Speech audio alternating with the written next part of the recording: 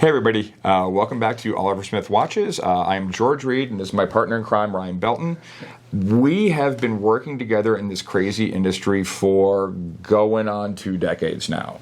We worked at Tourneau together, we're at Oliver Smith together, and we really feel like we're experts in the field. That being said, I want to preface this with anyone you watch on YouTube, anybody you talk to live, anybody who tells you they actually know what's going on in this crazy industry is lying to you. So today, Ryan and I are going to talk about our feelings on the industry, where it's going, the correction, and maybe give you a little bit of guidance as to what you can do as a watch collector to navigate this crazy world.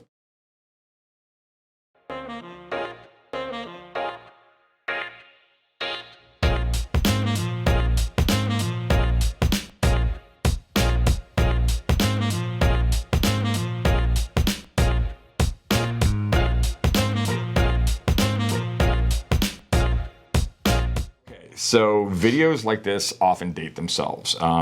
If you look back at our previous Daytona videos, I mean, you can pretty much pinpoint exactly when we made that video. So just to be clear, we are in the 3rd week of February 2023, and I feel like we're almost through with this correction. Yeah, I mean, I think just in like the Rolex world, there's been a lot of, kind of leveling out where, or bottoming out, I guess. And some of the watches have actually come back up in value. Yeah. Batman is already back up. Pepsi's back up to 20 grand. Certain things are bouncing back up a little bit. And obviously certain things are staying, like Datejust. They're not bouncing back up. They're becoming a lot more available from dealers, I think. But yeah, so a lot of that stuff is kind of staying level or back to where it should be, in our opinion. And forgive us, this is going to be probably a really Rolex content heavy video. Please, no!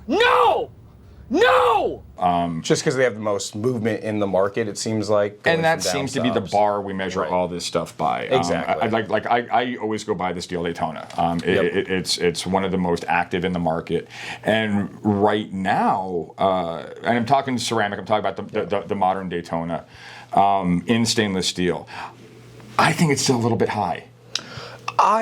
I don't actually. Yeah. To be honest with you, I really don't. I mean, it's one of those things where, I mean, you guys probably know just as well as we know. If you go try to walk into a Rolex dealer right now and ask for a stainless steel Daytona, it's almost like they laugh at you. Yeah. They're going to make you feel bad for asking the question. The amount of things you have to buy from a dealer to then get that steel Daytona, I mean, I get the resale value of it. I mean, I honestly do. I mean, yes, it sucks for the guys that just want the watch, but it's one of those things where you'd probably have to spend more than that just to get it absolutely, right? So it's like, but along those lines, I'm comfortable at a double up.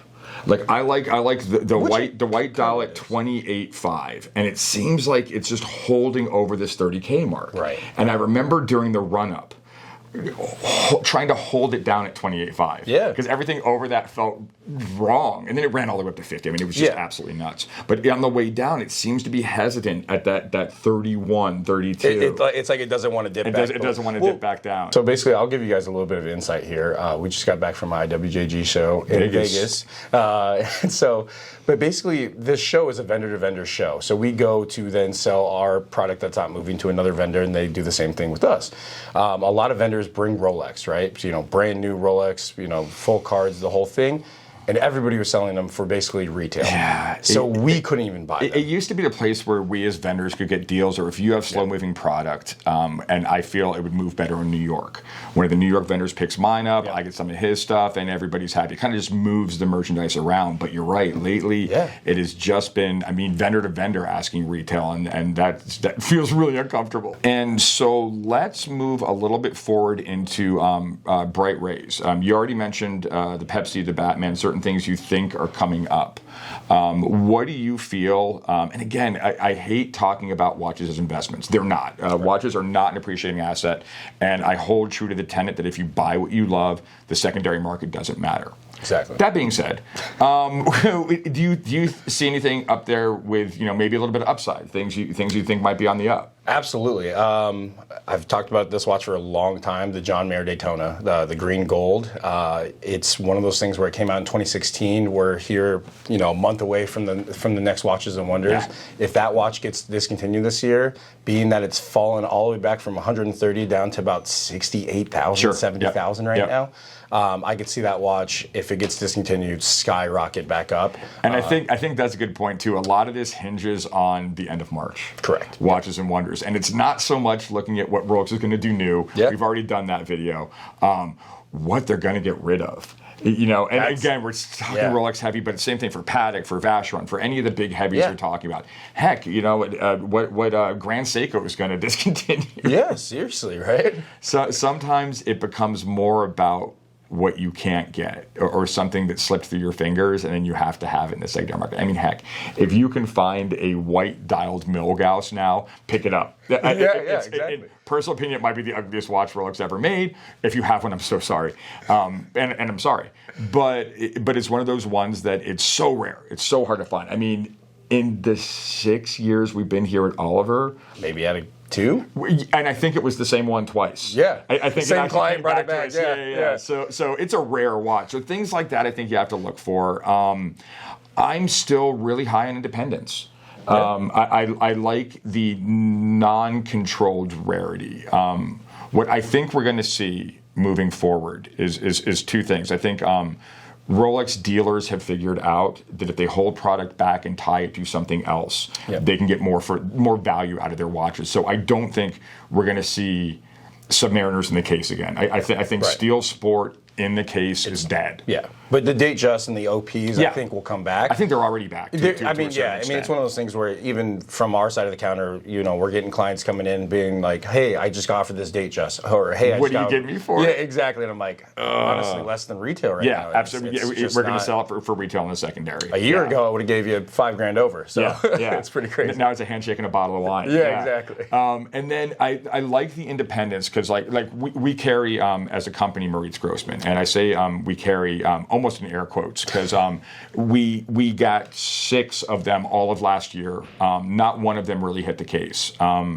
You're talking about a company that made sub 300 watches last year. So that's not a controlled market. That's not a forced market. That's an actual rare market. Yep. So you have this level of artistry that can be done only in small batches. Yep. It's a small batch bourbon. It's that reserve bottle of wine. It's that other thing that I really like and would like to explore more as we move forward. Absolutely. But I think there's a lot of value there. I think if you can get a hold of one, if you know somebody, and I'm going all the way from like Mosier and Chapek, all the way, just all those FD brands. Journe, of course. Just this impossible stuff to find. You almost have to have a gatekeeper to get to it. Yep. But actual rarity. Real rarity, not this false manufactured. Rarity. Yes, exactly. Yep. So that being said, I like AP.